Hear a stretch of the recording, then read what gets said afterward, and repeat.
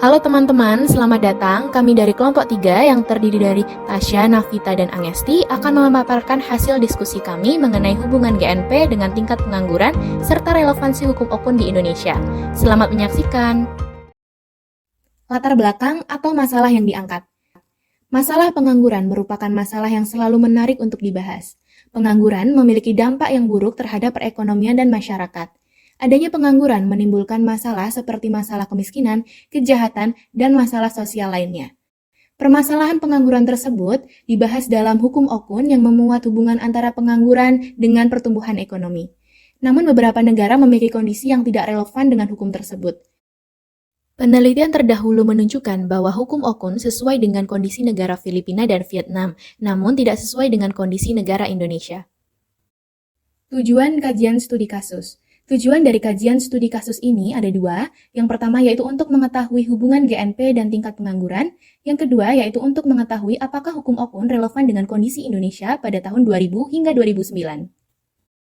Metode kajian. Metode analisis yang digunakan adalah analisis deskriptif. Data yang digunakan adalah data Gross National Product atau GNP atas dasar harga konstan tahun 2000, periode 2000 hingga 2009, dan data tingkat pengangguran Indonesia periode 2000 hingga 2009. Data sekunder yang bersumber dari Badan Pusat Statistik atau BPS, jenis data yang digunakan adalah data time series. Selain itu, metode kajian yang digunakan untuk menyusun materi juga berupa studi literatur yang dilakukan dengan mencari materi dan teori berdasarkan buku, jurnal, skripsi, atau tesis. Pembahasan. Pengangguran didefinisikan sebagai kondisi seseorang ingin bekerja tetapi tidak mendapat pekerjaan. Faktor-faktor yang menyebabkan pengangguran antara lain. Yang pertama, jumlah pencari kerja yang tidak sebanding dengan lapangan pekerjaan.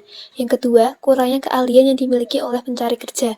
Yang ketiga, kurangnya informasi mengenai perusahaan yang membuka lowongan kerja. Yang keempat, lowongan pekerjaan tidak merata di seluruh wilayah. Yang kelima, pemerintah belum maksimal dalam upaya peningkatan skill dan pendidikan masyarakat. Yang keenam, adanya budaya malas. Turunnya kesempatan kerja dan meningkatnya pengangguran merupakan akibat dari turunnya pendapatan nasional. Pertumbuhan ekonomi di suatu negara dapat dicerminkan dari adanya peningkatan GNP real dari negara tersebut. Gross National Product atau GNP merupakan nilai barang atau jasa yang dihasilkan oleh warga negara, baik yang tinggal di dalam negeri maupun di luar negeri dalam 1 tahun. Pada tahun 1960-an, seorang profesor dari Universitas Yale bernama Arthur Melvin Okun menerbitkan penelitiannya mengenai hukum okun.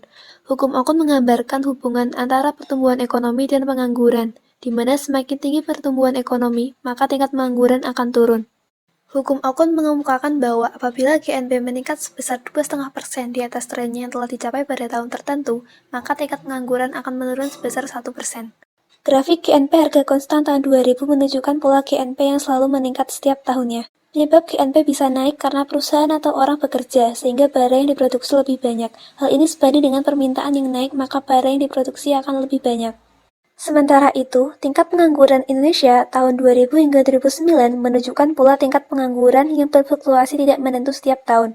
Meningkatnya tingkat pengangguran ini disebabkan oleh jumlah lapangan kerja yang tidak diimbangi oleh naiknya pertumbuhan angkatan kerja.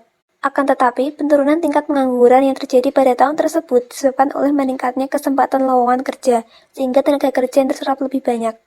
Berdasarkan grafik GNP harga konstan tahun 2000 dan grafik tingkat pengangguran Indonesia tahun 2000 hingga 2009 dapat diketahui adanya pola yang berbeda. Hal tersebut berarti bahwa tidak terdapat hubungan antara GNP dan tingkat pengangguran, sehingga hukum okun tidak sesuai dengan kondisi perekonomian Indonesia tahun 2000 hingga 2009. Menurut Asnah dan Diana Sari, hukum okun dianggap kurang akurat, meskipun secara luas didukung oleh para ekonom. Hukum okun hanya berlaku jika tingkat pengangguran berkisar antara 3% dan 7,5%. Selain itu, ada dua hal yang dapat menurunkan kualitas pertumbuhan ekonomi dalam menyerap pengangguran, yaitu adanya peningkatan tingkat partisipasi kerja dan penimbunan tenaga kerja. Kesimpulan yang didapatkan berdasarkan studi literasi yang telah dilakukan dapat disimpulkan bahwa GNP tidak memiliki hubungan dengan tingkat pengangguran di Indonesia serta hukum okun tidak sesuai dengan kondisi perekonomian Indonesia tahun 2000 hingga 2009. Sekian pemaparan dari kami, terima kasih telah menyaksikan.